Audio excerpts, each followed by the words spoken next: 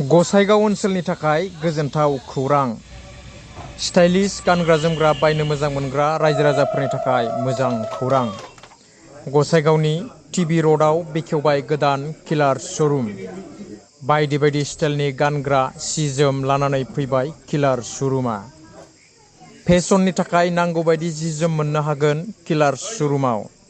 T shirt, shards, jeans लंपेन्ट, formal लंपेन्टजों लोगोसे गुबुन गुबुन रोखोमनि फेशन क्लथ्स मोननो हागोन।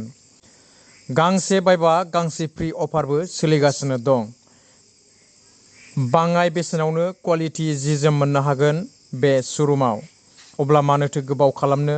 गावनि हामजानाय गानग्रा जोमग्रा जि बायनो थाखाय गसाइगाव टिबि र'डआव थानाय किलार श'रुमाव नायसंनानै बायहैदो गोदान गोदान स्टाइलिश ड्रेस।